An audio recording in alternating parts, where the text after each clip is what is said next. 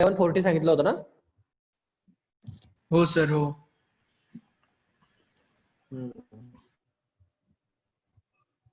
Late होत आहेत lecture.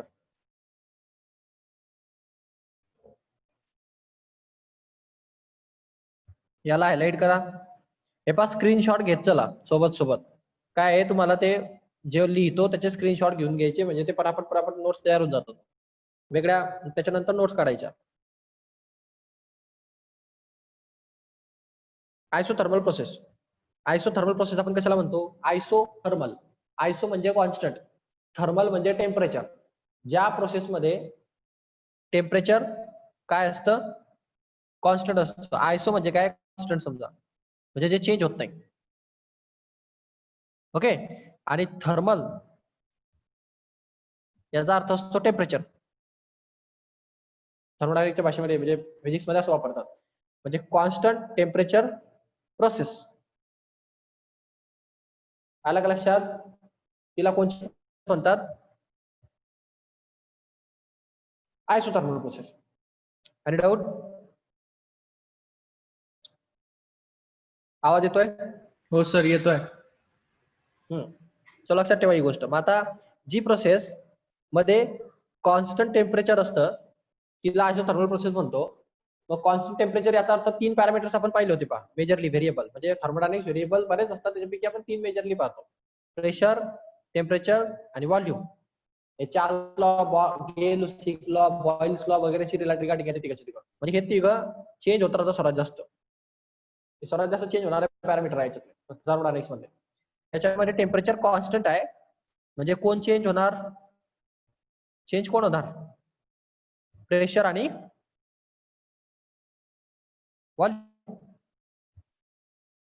Volume. हा, प्रेशर व्हॉल्यूम चेंज होऊ शकतं, पण टेम्परेचर काय राहील? कॉन्स्टंट. अशा टाइपची जी प्रोसेस असते ती आयसोथर्मल प्रोसेस झाली, ज्याच्यामध्ये प्रेशर आणि volume can change but temperature is always constant. This type of process is called as isothermal process. Any doubt? No sir.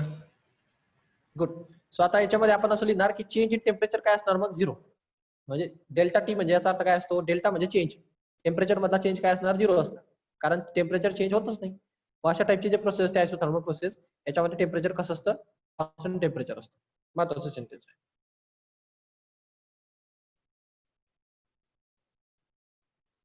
हे टाइपची प्रोसेस जी असते, हे गुड थर्मल कॉन्टॅक्ट जेव्हा असतो इन्व्हायरमेंट सोबत, तेव्हाच पॉसिबल होऊ शकते. किंवा जो आपण म्हणतो, आता नीट लक्षात घ्या, मी जेव्हा चेंज म्हणतो तेव्हा माझा म्हणण्याचा अर्थ नाहीये की टेम्परेचर वाढतच नाही. कॉन्स्टंट या शब्दाचा अर्थ असा नसतो की वाढच होत नाही. त्या वेळेला मी 9th ला असताना 11th ला क्लिअर केलं होतं मी कॉन्स्टंट मिनिंग.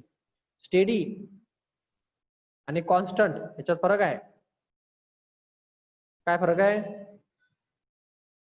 स्टेडी याचा अर्थ असतो फिक्स व्हॅल्यू. जर तो 5 ला असेल तर 5 लाच राहणार, तो बिलकुल नाही आता वाढणार. 5 राहील तो प्रत्येक सेकंडला. कॉन्स्टंटचं मिनिंग तसं नसतं.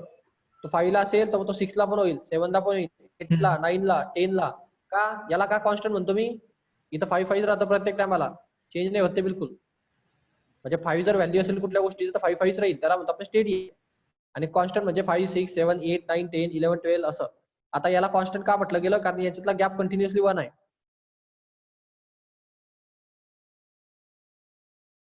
समजलं का? ज्या प्रोसेसमध्ये गॅप सारखा असतो, वाढू शकतो किंवा कमी पण होऊ शकतं, पण गॅप सारखा असतो, त्या टाइपच्या याला कॉन्स्टंट म्हणतो आपण. म्हणजे याचा अर्थ असा नाही येतं की टेम्परेचर कॉन्स्टंट म्हणजे टेम्परेचर वाढतच नाही.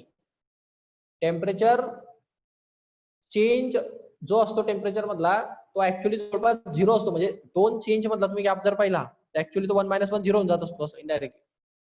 आलं का लक्षात? हो सर. हा, स्टेडी एन्व्हायरमेंट मध्ये पॉसिबल आहे. ते समजेल तुम्हाला जेव्हा प्रॅक्टिकल केसेस येतील तेव्हा. एक्स्ट्रीमली स्लो थर्मल इक्विलिब्रियम असते, म्हणजे खूप स्लो प्रोसेस असते, कारण थर्मास वगैरे मध्ये पण खूप स्लो टेम्परेचर डाऊन होतं. महत्वाचं नाही ते. इथं मेल्टिंग काही एक्झाम्पल दिले पहा, एक्झाम्पल महत्वाचं आहे. तुम्हाला क्वेश्चन विचारला जातो आयसोथर्मल प्रोसेस म्हणजे काय, तुम्हाला तिथं गोष्टी लिहायच्या. आयसोथर्मल प्रोसेस मध्ये temperature must be constant, pressure and volume can be change. Okay. याच्यामध्ये चेंज इन टेम्परेचर 0 असतं because in isothermal process change in temperature 0 by because temperature constant. त्यानंतर तुम्ही लिहा की ही प्रोसेसला इन्व्हायरमेंट सोबत ऍक्च्युअल कॉन्टॅक्ट की वन कॉन्टॅक्ट म्हणजे प्युअर कॉन्टॅक्ट असावा लागतो तेव्हा ते प्रोसेस पॉसिबल होते. त्यानंतर तुम्ही याची एक्झाम्पल लिहा. दोन मार्कचा क्वेश्चन असेल हा. Melting ice take place at a constant temperature is an isothermal process. एक कॉन्स्टंट टेम्परेचरला जर आईस मेल्ट झाला, कॉन्स्टंट टेम्परेचरला आईस मेल्ट झाला म्हणजे प्रत्येक वेळेला आईसचं टेम्परेचर एका बरोबर प्रपोर्शनने खाली उतरलं. समजलं का? तो मेल्ट होईल ना. हो हा, कारण आईसला गरम केल्याशिवाय तुम्ही त्याला मेल्ट करू शकत नाही. म्हणजे हीट बाहेर निघाली की नाही, निघाली. मग अशा टाइपची जे प्रोसेस असते, आईस जो मेल्ट होतो त्याच्यामध्ये हीट बाहेर निघते आणि कॉन्स्टंट टेम्परेचरला. आता आईस मेल्ट होताना नीट लक्षात 0 डिग्री सेल्सिअस मेंटेन राहतो. म्हणजे आईस आणि वॉटर ते मेल्टिंगचं इथं 0 डिग्री सेल्सिअसलाच राहतं दोघं. कारण हे जे हीट बाहेर निघते ती हीट कोणत्या प्रकारची हीट आहे? लॅटेंट हीट आहे. झाला हा कॉन्सेप्ट आपला? हो झालाय ना. हो लॅटेंट हीट येते. लॅटेंट हीट दिसत नाही. त्याच्या लॅटेंट हीट कोणत्या प्रकारची हीट असते? जी हीट टेम्परेचरला वाढवत नाही. म्हणजे इथनं हीट कमी होते आहे म्हणजे वाढते पण तुमचं टेम्परेचर वाढत नाही. हा, स्टेट चेंज होताना ही हीट काम करते. सो या केसमध्ये पहा टेम्परेचर कसं कॉन्स्टंट आहे 0 डिग्री सेल्सिअस फिक्स होऊन गेलेलं आहे तिथं, बट स्टेट चेंज होते. पहा आईस पासून वॉटरकडे शिफ्ट व्हायला लागलं. आलं का लक्षात? हो या टाइपच्या प्रोसेसला आपण आयसोथर्मल प्रोसेसचे एक्झाम्पल म्हणू शकतो. समजतंय? हो सो आयसोथर्मल प्रोसेसचे आता काही एक म्हणजे सायकल असतात. आता बॉईल्स लॉ नी काढलेलं ते एक सायकल आयसोथर्मल प्रोसेससाठी. सो बॉईल्स लॉ आहे. बॉईल्स लॉ माहिती तुम्हाला काय असतो? 11th ला असतो हा. बॉईल्स लॉ म्हणजे काय असतो? Pressure volume is equal to constant. हे लक्षात ठेवा. प्रेशर इंटू व्हॉल्यूम जर केला आपण, याचा प्रोडक्ट कसा असतो? कॉन्स्टंट असतो. लक्षात ठेवायचे. प्रेशर व्हॉल्यूम प्रोडक्ट कॉन्स्टंट हा कोणाचा लॉ आहे? Boyle's law. ओके, हो त्यांनी प्रूव्ह केलंय ते प्रेशर आणि व्हॉल्यूमचा प्रोडक्ट कॉन्स्टंट असतो वेन टेम्परेचर इज कॉन्स्टंट. इथं वेन टेम्परेचर इज कॉन्स्टंटची कंडिशन राहिली. वेन टेम्परेचर इज कॉन्स्टंट, जेव्हा टेम्परेचर कॉन्स्टंट असतं त्या टायमाला प्रेशर आणि व्हॉल्यूमचा प्रोडक्ट सुद्धा कॉन्स्टंट असतो. असं बॉईल्स लॉचं स्टेटमेंट आहे. ते बॉईल्स लॉ वरनं आता पुढे आपण थर्मोडायनामिक्स मध्ये पाहणार. ओके, 11th ला जेव्हा थर्मो घेतले तेव्हा शिकवलं असेल मी. सो आता प्रत्येक गॅससाठी प्रत्येक इनिशियल स्टेज आणि फायनल स्टेज साठी बॉईल्स लॉचं स्टेटमेंट कॉन्स्टंटचा अर्थ काय असतो? तुम्ही कुठल्याही पॉईंटच्या ठिकाणी एक प्रोसेस आहे समजा इथून इथपर्यंत येते, EF प्रोसेस आहे ना, ए पॉईंट पासून ते बी पॉईंट पर्यंत येते. या पॉईंटचं तुम्ही प्रेशर व्हॉल्यूमचा प्रोडक्ट घ्या. या ठिकाणी प्रेशर आणि व्हॉल्यूमचा प्रोडक्ट घ्या. या ठिकाणी याला P1 V1 म्हणा, याला P2 V2 म्हणा, या पॉईंटला P3 V3 म्हणा, या पॉईंटला P4 V4 म्हणा. या सर्वांचा आन्सर एकच भेटेल तुम्हाला. म्हणजे P1 V1 चं आन्सर इज इक्वल टू केच असणार. समजा के एक आन्सर आहे काहीतरी, तर P2 V2 चं पण आन्सर तेच असेल, केच असणार. P3 V3 चं पण आन्सर केच असणार. V4 चं पण आन्सर तेच असणार, के. मी असं लिहू शकतो का? सर्वांचा आन्सर जर केच आहे तर मी याला असं लिहू शकतो का? P1 V1 is equal to P2 V2 is equal to P3 V3 is equal to P4 V4 is equal to. हो कारण सगळं इक्वलच येतील ना. सगळ्यांचं आन्सर एक कॉन्स्टंट नंबरच येतो. हो करेक्ट. आणि सर्वांचा जर एकच कॉन्स्टंट आन्सर आहे तर मी सर्वांना इक्वल लिहिलं तर काय बिघडलं? काही नाही. चालेल ना सर? हो हा, हे बॉईल्स लॉचं स्टेटमेंट आहे. जर कुठली प्रोसेस असेल तर त्या प्रोसेस मधल्या कुठल्याही पॉईंटच्या ठिकाणी प्रेशर व्हॉल्यूमचा प्रोडक्ट हा सारखाच असतो. कुठल्याही पॉईंटच्या ठिकाणी समजा हा एक पॉईंट घेतला त्याच्यासाठी P1 V1 हा प्रोडक्ट होता ना प्रेशर आणि व्हॉल्यूमचा, आणि या पॉईंटच्या ठिकाणी प्रेशर व्हॉल्यूमचा प्रोडक्ट होता P3 V3. हे दोघांचा प्रोडक्टचे आन्सर सारखंच चेंज होत नाही. कोणाचं स्टेटमेंट आहे? बॉईल्स लॉचं स्टेटमेंट. पुन्हा सांगायची गरज आहे का? नाही. समजलं? म्हणण्याचा अर्थ आहे की कुठल्याही प्रोसेसला मध्ये कितीतरी पॉइंट्स असतात असे, त्या सर्वांचा प्रेशर, त्या ठिकाणचा प्रेशर आणि त्या ठिकाणचा व्हॉल्यूम यांचा प्रोडक्टची व्हॅल्यू ऑलवेज सारखी येते. पण तो ह्या पॉईंट असो, हा पॉईंट असो, हा पॉईंट असो का हा पॉईंट असो. हे स्टेटमेंट आहे बॉईल्स लॉचं, हम्म. लक्षात ठेवा. हे बॉईल्स लॉच्या हिशोबाने पहा, पी इनिशियल आणि पी फायनल. आता तुम्हाला ही स्टेटमेंट इथं पाहायला भेटेल असेल. मग ही इनिशियल पॉईंट, हा फायनल पॉईंट, इनिशियल आणि हा फायनल. या ठिकाणचं pressure P I, volume V I. या ठिकाणचं प्रेशर पी एफ आणि व्हॉल्यूम व्ही एफ BF. यांचं इज इक्वल टू काय असलं पाहिजे, सारखं असलं पाहिजे ना. हो. त्या बॉईल्स याच्यावरून हो. सगळ्या पॉईंटचं सारखंच असतं. मग फायनल आणि इनिशियलचं पण सारखंच असेल की नाही. हो. मग त्याला आपण मी P I is equal to V I is equal to P F into V F is equal to constant म्हटलं, काय बिघडेल का? सगळं सारखंच राहील सगळ्या पॉईंट साठी. हं. समजलं? हो. बाकीचे कुठे आहे का क्लासमध्ये?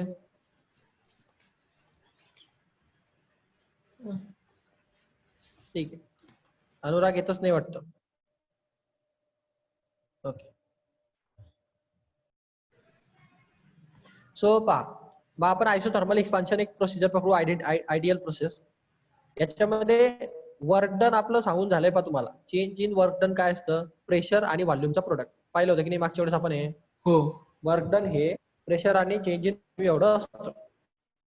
सो याचा आता वापर करणार आपण. हे थोडंसं डेरिव्हेशन इथं तुम्हाला करायची गरज नाहीये तसं, पण लक्षात ठेवा. समजा मग तुमचं वर्क काय येईल, टोटल वर्क काय असणार? वर्कचा फॉर्म्युला असतो प्रेशर आणि चेंज इन व्हॉल्यूम. हम्म. आता वर्क करायचंय आपल्याला इनिशियल व्हॉल्यूम पासून फायनल व्हॉल्यूम पर्यंत, म्हणजे पूर्ण वर्क, टोटल वर्क. तर टोटल वर्क म्हणजे कॅपिटल डब्ल्यू. टोटल लावायचं म्हणजे इंटिग्रेट करायचं, सर्व सिस्टीमला अप्लाय करायचं. कुठून कुठपर्यंत? इनिशियल व्हॉल्यूम पासून तर फायनल व्हॉल्यूम पर्यंत. बरोबर? इंटिग्रेशन तुम्हाला हे नंतर समजेल, सध्याला फक्त लक्षात ठेवा. आणि हे पीडीव्ही हे त्याच्यात टाकलं मी, म्हणजे पीडीव्हीचं इनिशियल पासून फायनल पर्यंत अप्लाय करून टाका पूर्ण त्याला. ते पूर्ण सिस्टीमला अप्लाय केल्यानंतर आपल्याला टोटल वर्क डन भेटणार. ओके.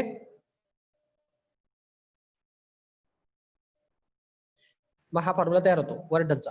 इनिशियल व्हॉल्यूम पासून फायनल व्हॉल्यूम पर्यंतचा total work done, total expansion. आता याच्यामध्ये हे पीडीव्ही जो मॅटर आहे, तुम्हाला आयडियल गॅस इक्वेशन माहिती आहे? Ideal gas equation, ideal gas equation काय होतं? PV is equal to NRT. हे लक्षात ठेवा. काय आहे? Ideal gas equation. हे पाठच पाहिजे तुम्हाला. PV is equal to NRT. P म्हणजे प्रेशर, व्ही म्हणजे व्हॉल्यूम, एन म्हणजे नंबर ऑफ मोल्स, आर म्हणजे गॅस कॉन्स्टंट आणि टी म्हणजे टेम्परेचर. लक्षात? हो. हे पाठच ठेवा. हे टाकता येत आपल्याला बऱ्याच ठिकाणी. मग PV is equal to NRT जर असेल तर या पीव्हीच्या ठिकाणी मी हे टाकलं चालेल का? हो. चालेल ना? हा. मग आता मी याच्यामध्ये एक प्रॉब्लेम काय आहे, ह्या पी ची व्हॅल्यू काढतो मी याच्यामधनं. याच्यातनं पी ची व्हॅल्यू काढली तर काय भेटेल? या PV is equal to N R T असतं. त्यात समजा मला फक्त पी ची व्हॅल्यू पाहिजे. मग मी तो व्ही काय करणार? इकडे डिवाइड करणार. बरोबर ना? हा व्ही.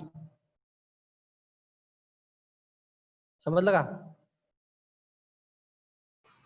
आणि तो व्ही डिवाइड केला इकडे. हा. मग हे पी ची व्हॅल्यू घ्यायची नाही, याच्यात टाकायची या पी च्या जागी. मग काय भेटणार तुम्हाला? मग पाहता इंटिग्रेशन मध्ये हे V1 हे VF, त्या पी ची व्हॅल्यू काय आहे? N R T divided by V आणि तो तिकडचा डीव्ही. करेक्ट?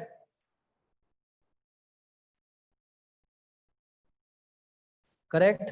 हो सर. हा. त्याच्यातला हा जो एनआरटी आहे हे कॉन्स्टंट आहे. एन म्हणजे नंबर ऑफ मोल्स, संख्या असते. आर म्हणजे गॅस कॉन्स्टंट आहे, संख्या असते. आणि आपली प्रोसेस टेम्परेचर प्रोसेस आहे ना, आयसोथर्मल प्रोसेस, म्हणजे टेम्परेचर कसं असणार? कॉन्स्टंट असणार. म्हणजे तीनचे तीन कसे आहे? कॉन्स्टंट आहे. एन म्हणजे नंबर ऑफ मोल्स, कॉन्स्टंट आहे. गॅस कॉन्स्टंट आहे. आणि टी टेम्परेचर आहे. ही प्रोसेस कोणची चालली आहे? काय शिकतोय आपण? आयसोथर्मल प्रोसेस शिकतोय. कुठली प्रोसेस आहे? Isothermal process. आपण टेम्परेचर कसं असतं? कॉन्स्टंट. मग ते टेम्परेचर पण कॉन्स्टंट झालं. मग एनआरटी डायरेक्ट बाहेर निघाला पाहिजे इंटिग्रेशनच्या. जसं डेरिव्हेटिव्ह मधनं कॉन्स्टंट बाहेर निघतात, तसे इंटिग्रेशन मधनं सुद्धा कॉन्स्टंट बाहेर निघतात डायरेक्ट इंटिग्रेशन. मग मध्ये फक्त उरतो कोण? मध्ये फक्त हा उरतो डीव्ही आणि हा व्ही. हा डीव्ही अपॉन व्ही दिसतोय पण मला इथं. आलं? हो. हो आलं. हा डेरिव्हेशन विचारलं तर ठीक आहे, पण विचारत नाही, फॉर्म्युला लक्षात ठेवा फक्त. मग आता ह्याचं जे इंटिग्रेशन आहे, हे डी व्ही बाय व्हीचं इंटिग्रेशन, हे इंटिग्रेशन ऍक्च्युली लॉगॅरिथमिक येतं ते. ठीक आहे, आता इथं गरज आहे म्हणून थोडस तुम्हाला इंटिग्रेशन सांगतो मी. ओके, समजा इथं कोणत्या इंटिग्रेशनची गरज आहे पहा. तुम्हाला इंटिग्रेशन शिकायचंच आहे आपल्याला पुढे. कसं जेव्हा इंटिग्रेशन घ्यायचं असतं आपल्याला 1/x तेव्हा साधी गोष्ट आहे. लॉग ऑफ एक्स चा फॉर्म्युला काय असतो? Derivative D by D X of log of X काय असतो? 1/x. 1/x. हा मग सिंपल आहे पहा. डेरिव्हेटिव्हच्या एक्झॅक्ट उलट असतं इंटिग्रेशन. म्हणजे लॉग ऑफ एक्सचं इंटिग्रेशन जर डेरिव्हेटिव्ह जर 1/x येतो तर 1/x चं integration log of x in. समजलं का? समजलं का? म्हणजे 1/x चं इंटिग्रेशन काय असलं पाहिजे? Log of. नाही समजलं? समजलं. हा व्हेरी गुड. सो इंटिग्रेशनचा एक पॅटर्न असतो, असं दिलेलं इथं dx दिलेला असतो. म्हणजे आपण कसं डेरिव्हेटिव्ह हे dx इथं खाली लिहितो, तसं इंटिग्रेशन मध्ये ते इकडे लिहिलेलं असतं. म्हणजे असं होईल ना, पाहते सिम्पली पहा, d/dx आणि हे लॉग ऑफ एक्स आपण असं घेतो, त्याचा आन्सर आपल्याला 1/x भेटतो. करेक्ट. मग आपल्याला हा डी काढायचा असेल तर हा डी काढण्याच्या बदल्या, म्हणजे डेरिव्हेटिव्ह काढण्याच्या बदल्या आपण इकडे इंटिग्रेशन घेतो आणि हा dx काय करेल? हा dx उठून इकडे येईल, म्हणजे dx ची पोझिशन इथं असते. म्हणजे तुम्हाला भेटतं मग इंटिग्रेशन ऑफ 1/x dx चा आन्सर आपल्याला भेटतं लॉग ऑफ एक्स. समजलं? म्हणजे इंटिग्रेशन मध्ये कधी पण लक्षात घ्या, ज्याच्याने तुम्ही डेरिव्हेटिव्ह, ज्याच्याने तुम्ही इंटिग्रेशन घेणार तो असा dx dv वगैरे असं बाजूला लिहिलेलं असतं. आपण कसं डेरिव्हेटिव्ह घेताना ज्याच्याने डेरिव्हेटिव्ह घेतो डिनॉमिनेटर मध्ये लिहितो dx dt, तसं ते बाजूला लिहितात इंटिग्रेशन आणि ते इथून उठून इकडे आलेलं असतं म्हणून ते बाजूला लिहिलं जातं. आलं का लक्षात? हो सर, नाही? आलं सर लक्षात. हा मग आता इंटिग्रेशन इथं कसं दिलंय? इंटिग्रेशन ऑफ तुम्हाला दिलंय dv बाय v. म्हणजे मी याला असं लिहू शकतो का? इंटिग्रेशन ऑफ 1/v dv लिहू शकतो ना? हो. हा v फक्त इकडे काढला मी बाजूला, काय फरक पडतो? आणि त्याला इंटू 1 लिहिला, काय बिघडतं का? नाही.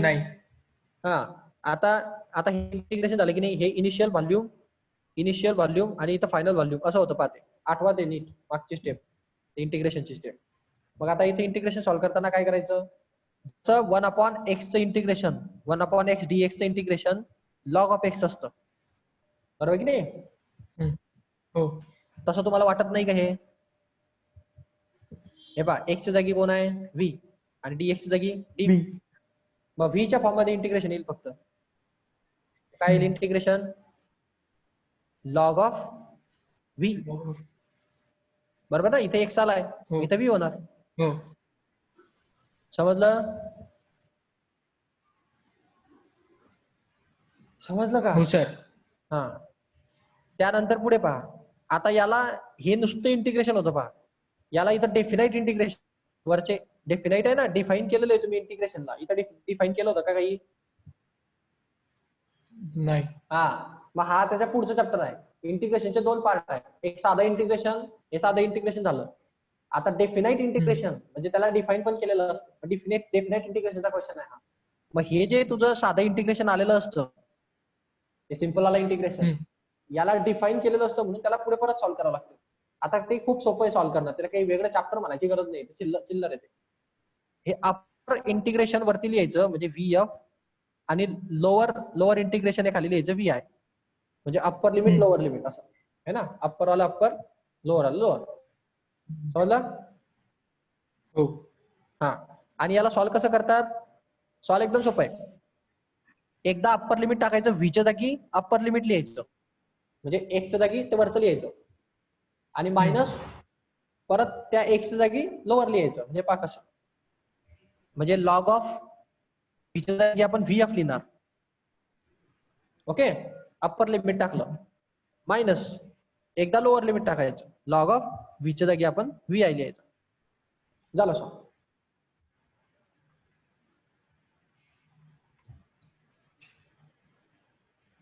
नाही समजलं? कळालं थोडं.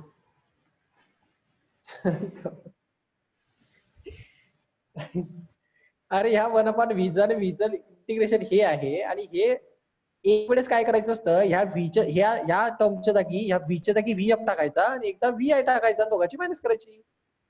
ओके हा सर, हो कळालं आता. म्हणजे अप्पर लिमिट टाकून मायनस लोअर लिमिट, असं अप्पर लिमिट टाकायचं मायनस लोअर लिमिट टाकायचं असं. हो सर, समजलं? कळालं सर आता. हा, याला ही टर्म तुम्हाला दिसेल पाहिजे. आता ह्याला इंटिग्रेशनचा पार्ट आहे, नंतर येईल आपल्याला मॅथमेटिक्स मध्ये शिकायचं आहे आपल्याला. तर तुम्हाला तो टर्म अशी दिसते पाहिजे. आपला आन्सर आलं होतं लॉग ऑफ व्ही एफ म्हणजे V final minus log of V initial. Correct असं आलं होतं की इंटिग्रेशन सॉल्व्ह केल्यावर.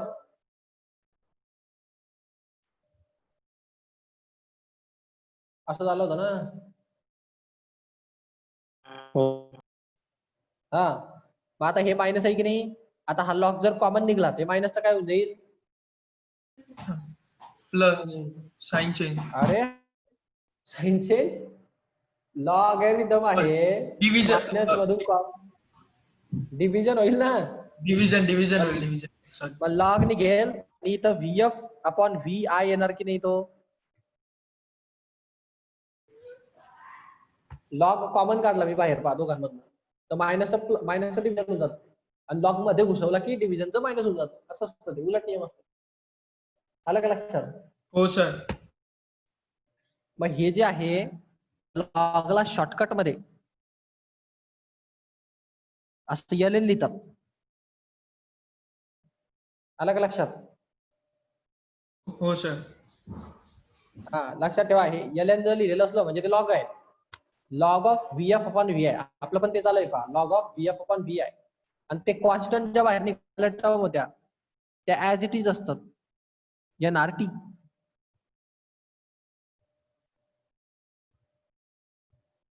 समजलं? हो सर. गुड. तर जरा किचकट आहे ते. आता हे जोपर्यंत तुम्हाला इंटिग्रेशन शिकवत नाही तोपर्यंत तुम्हाला समजण्याचा प्रश्न उठत नाही, पण मी प्रयत्न केला तुम्हाला सांगण्याचा काहीतरी. आता हा फॉर्म्युला तुम्हाला पाठ करायचा आहे. हा फॉर्म्युला लर्न करा, नाही जरी समजलं तरी. W म्हणजे वर्क. आयसोथर्मल प्रोसेस मध्ये वर्क कसं असतं, NRT logarithm of final volume minus final volume of initial volume. बस एवढं लक्षात ठेवा. समजलं? याच्यामध्ये टर्मिनॉलॉजीचा अभ्यास केला तर N म्हणजे number of mole. Okay. R म्हणजे गॅस कॉन्स्टंट दिले जातो. T म्हणजे टेम्परेचर. एल एन लॉग, हा म्हणजे फायनल व्हॉल्यूम, हा म्हणजे इनिशियल व्हॉल्यूम. ओके. हो सर. गुड. याच्यावर न्यूमेरिकल आहे आपल्याला. लक्षात ठेवा, फॉर्म्युला न्यूमेरिकल आहे आपल्याला. मग आता आयडियल गॅस इक्वेशन मध्ये internal energy depends on its temperature. आपल्याला इंटरनल एनर्जी टेम्परेचरवर डिपेंड असते. So during the isothermal process internal energy of an ideal gas remains zero because temperature change zero आहे. हे कॉम्पिटिटिव्ह एक्झाम साठी theoretical साठी महत्वाचा question आहे. थेरॉटिकल म्हणजे थेरॉटिकल साठी, की आयडियल गॅस जर असेल आणि आयसोथर्मल जर प्रोसेस असेल, ओके, तर इंटरनल एनर्जी काय येणार, तर काय झिरो येणार. का झिरो येणार? कारण internal energy is directly proportional to temperature असते. टेम्परेचर वाढलं तर इंटरनल एनर्जी पण वाढते. मग टेम्परेचर झिरो तर इंटरनल एनर्जी झिरो. बरोबर की नाही? हो सर. हा, टेम्परेचर झिरो नाही म्हणजे चेंज इन टेम्परेचर झिरो तर इंटरनल एनर्जी मधला चेंज पण झिरो. असं झिरो. आलं लक्षात? हो. क्वेश्चन असा विचारला जातो, आयडियल गॅस आहे तो आयसोथर्मल प्रोसेस मध्ये आहे, तर मग इंटरनल एनर्जी काय असली पाहिजे, चेंज इन इंटरनल एनर्जी काय असली पाहिजे, तर मग काय असली पाहिजे, झिरो असली पाहिजे. याचं तुम्हाला उत्तर देता आलं पाहिजे. का? कारण चेंज इन इंटरनल एनर्जी हे चेंज इन टेम्परेचर डिपेंड आहे. चेंज इन टेम्परेचर झिरो आहे कारण ते कॉन्स्टंट आहे. कारण प्रोसेस कुठली आहे, आयसोथर्मल आहे. Any doubt? नाही. गुड. मग तुझा क्वेश्चन आहे कॉम्पिटिटिव्ह एक्झाम साठी. पुढे पहा. आता आपल्याला जर समजा हीट काढायची असेल, हीट, तर according to first law of thermodynamics आपल्याला वर्क आपण आताच काढलं पहा, काही वेळापूर्वीच वरती वर्कचा इम्पॉर्टंट फॉर्म्युला काढला ना, NRT, logarithmic of final volume upon initial volume. आताच काढलं की नाही वर्क आपण? हो. ते वरतीच काढलं ना. हा, मग आता मी तुम्हाला म्हणतोय की मला काय पाहिजे, हीट पाहिजे, म्हणजे क्यू. वर्क हीट यांचं रिलेशन कोणत्या लॉ मध्ये? फर्स्ट लॉ ऑफ थर्मोडायनामिक्स मध्ये. नीट आठवा फर्स्ट लॉ ऑफ थर्मोडायनामिक्स. मी तुम्हाला फर्स्ट लॉ ऑफ थर्मोडायनामिक्स शिकवताना एकच गोष्ट शिकवतो, supply heat is equal to work done plus change in internal energy. बरोबर की नाही? हो. तुम्हाला वर्क माहिती आहे, करेक्ट? हो. आणि आयसोथर्मल प्रोसेस मध्ये चेंज इन इंटरनल एनर्जी काय असते? 0. म्हणजे हे घ्यायची गरज आहे का? नाही. 0. म्हणजे तुम्ही असं म्हणू शकता का इथं की सप्लाय केलेली हीट म्हणजे फक्त वर्क डन एवढी असते, कारण हे 0 आहे ना. हो. असं म्हणू शकतो का मी? म्हणू शकतो का मी? हो सर. हा, मग ते तसं असतं. मग आयसोथर्मल प्रोसेस मध्ये heat is equal to work done. का? कारण त्याच्या पुढचं जे चेंज इन इंटरनल एनर्जी होती ती 0 आहे. का? कारण टेम्परेचर, चेंज इन टेम्परेचर 0 आहे. आत्ताच वरच्या पॅराग्राफ मध्ये पाहिलं आपण की चेंज इन इंटरनल एनर्जी 0 असते. का? कारण टेम्परेचर 0 असतं. का? कारण ती आयसोथर्मल प्रोसेस. आलं लक्षात? हो सर. हा, मग तुमची हीट म्हणजेच वर्क, म्हणजे तुमच्या वर्कचा फॉर्म्युला म्हणजेच हीटचा फॉर्म्युला. आलं लक्षात? हो. म्हणजे याच्यात एकच फॉर्म्युला पाठ करायचा आपल्याला, work is equal to NRT logarithmic of in bracket final volume minus final volume upon initial volume. संपला विषय. एकच फॉर्म्युला पाठ करा, सगळं समजतं. चेंज इन इंटरनल एनर्जी तर 0च असते, आणि मग हे 0 असल्या कारणाने वर्क म्हणजेच हीट असते. संपला विषय. आलं लक्षात? हो. हो सर. बोला आता, कोणाला नाही समजलं? समजलं. गुड. इम्पॉर्टंट होते, न्यूमेरिकल नसतोय. आता पुढे एक सायकल दिलंय का तुम्हाला व्हॉल्यूम एक्सपांडचं. ही आयसोथर्मल प्रोसेसची डायग्राम आहे पहा. आयसोथर्म म्हणतात त्याला. म्हणजे आयसोथर्मल प्रोसेस अशी TV diagram, pressure volume diagram. Mike कोणाचं तरी ऑन आहे, माईक बंद करा. ही पीव्ही डायग्राम अशी दिसते पहा, आयसोथर्मल प्रोसेसची डायग्राम आहे. ओके, त्याला काय आहे, ए पासून बी पर्यंत तो कन्वर्ट होतोय. म्हणजे त्याचं टेम्परेचर कसं होतंय, म्हणजे ऍक्च्युली टेम्परेचर नाही, त्याचं प्रेशर आणि व्हॉल्यूम चेंज होत आहे, पण टेम्परेचर सेम असतं. म्हणजे हे ऍक्च्युली कशाची डायग्राम आहे पाहिलं तसं तर, प्रेशर कमी होऊन टेम्परेचर व्हॉल्यूम वाढत असतो. म्हणजे हे याची डायग्राम आहे. समजा कुठल्या पण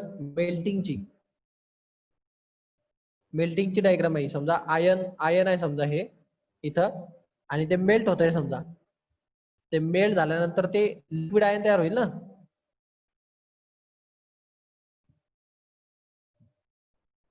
हॅलो हॅलो हो सर.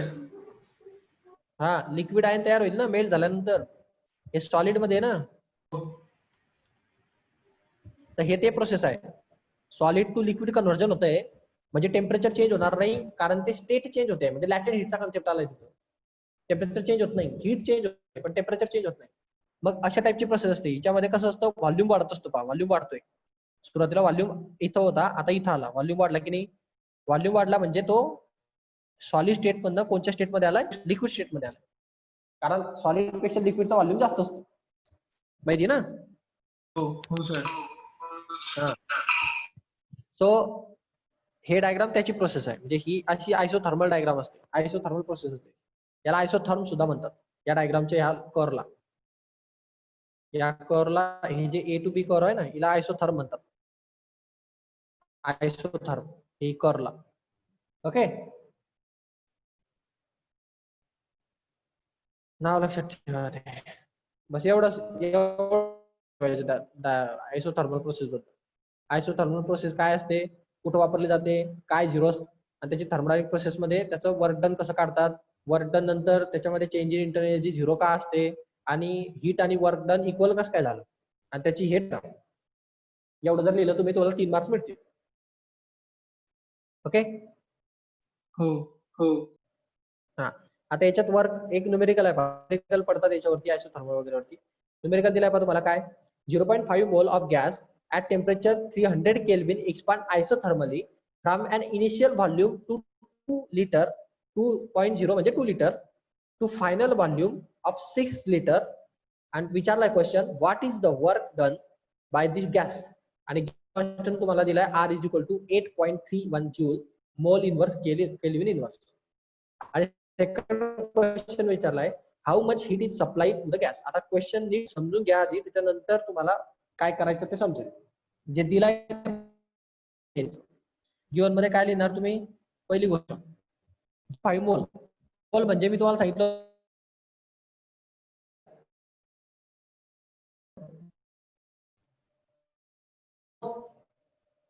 हो सर. हा, हे 300 केल्विन टेम्परेचर म्हणजे काय, टी. करेक्ट. एक्सपांड आयसोथर्मली, गॅस आहे तो एक्सपांड होतो. एक्सपांड म्हणजे काय, वाढतो, म्हणजे त्याला तुम्ही हीट देता इनडायरेक्टली, टेम्परेचर मुळे तो एक्सपांड होतोय, त्याचा व्हॉल्यूम वाढतोय. तर आयसोथर्मली, आयसोथर्मली हा शब्द महत्वाचा आहे, म्हणजे तो असा वाढतोय की त्याच्यामध्ये टेम्परेचर कॉन्स्टंट आहे. ओके, ही महत्वाची गोष्ट आहे. त्याचा इनिशियल व्हॉल्यूम म्हणजे सुरुवातीचा व्हॉल्यूम 2 लिटर होता, म्हणजे हा व्ही इनिशियल येणार 2 लिटर, आणि फायनल व्हॉल्यूम येणार, व्ही फायनल येणार 6 लिटर. करेक्ट.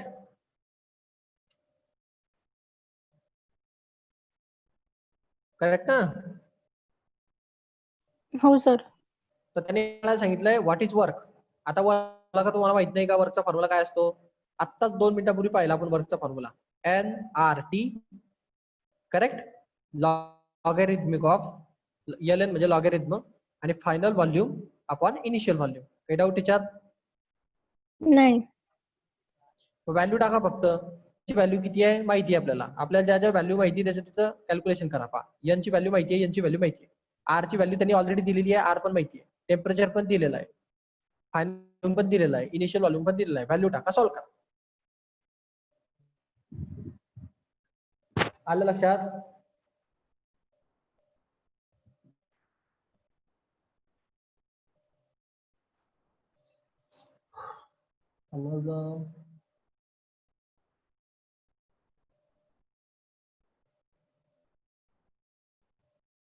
हॅलो, आवाज येत नाही का?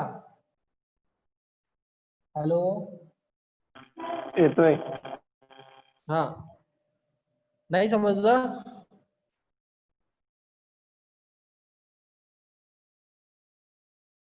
अरे नाही समजलं का?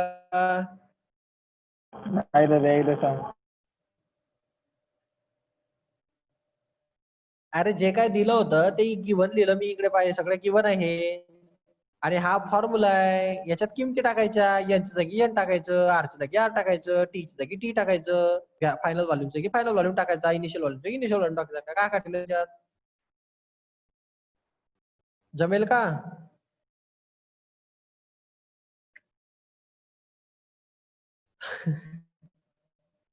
अरे हो का नाही ते तर सांगा, मी घेतो ना मग क्लासमध्ये.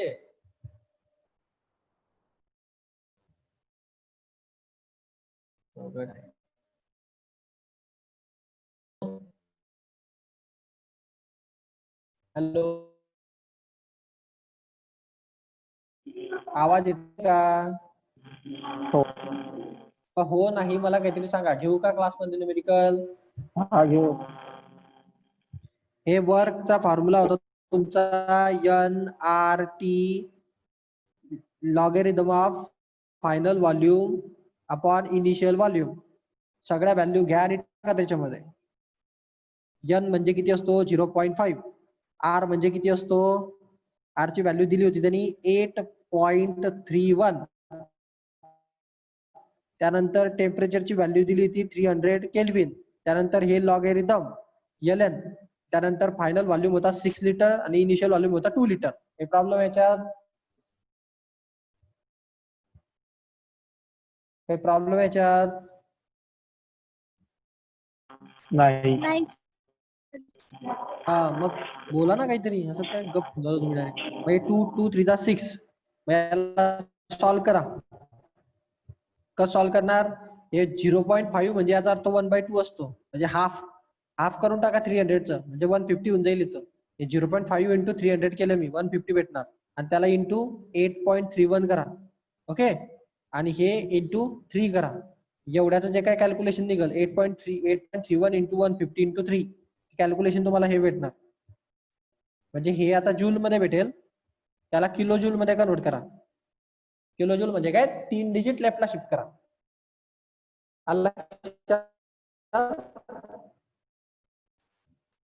हॅलो, यांचं मल्टिप्लिकेशन तुम्हाला हे भेटेल 1369 जूल. यांना मल्टिप्लाय केल्यानंतर आता मल्टिप्लिकेशन जमेल ना, करून दाखवू ते पण. जमेल. हा मग एवढं भेटलंय, समजलं का. हे जूल आलंय, जूल. त्याचा आन्सर किलो जूल मध्ये आलाय, म्हणून त्याने काय केलं 3 डिजिट शिफ्ट. किलो जूल आहे ना इथं लिहिलेलं, मग तुम्हाला कंपल्सरी नसतं ते किलो जूल मध्येच काढा. तुम्ही जूल मध्ये लावू द्या, जूल त्याचं SI युनिट आहे आणि किलो जूल मध्ये लिहिलंय, काही गरज नाही. करायचं म्हटलं तर 3 डिजिट इकडे शिफ्ट करा, म्हणजे 1.369 येणार किलो जूल. आलं का लक्षात. हो. हे झालं तुमचं वर्क. आता काय काढायचं होतं, second question, how much heat is supply to the gas. आता मी तुम्हाला आत्ताच सांगितलं, आयसोथर्मल प्रोसेस मध्ये जेवढं वर्क असतं तेवढीच काय असते, हीट. Any doubt.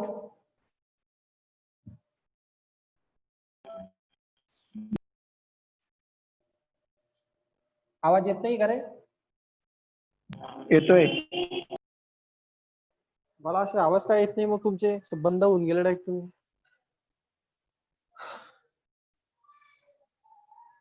किती जण आहेत.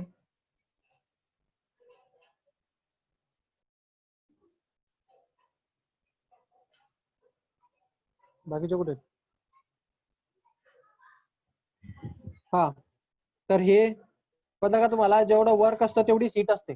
वर्क किती भेटलं तुम्हाला 1.369 किलो जूल. हीट पण केवढी असणार, तेवढीच असणार ना. समजलं. Hello hello. हा सर. हा वर्क हीट ना, मग हीट तेवढीच असणार जेवढं वर्क आहे तेवढं. दोघांचं आन्सर सारखंच येतं.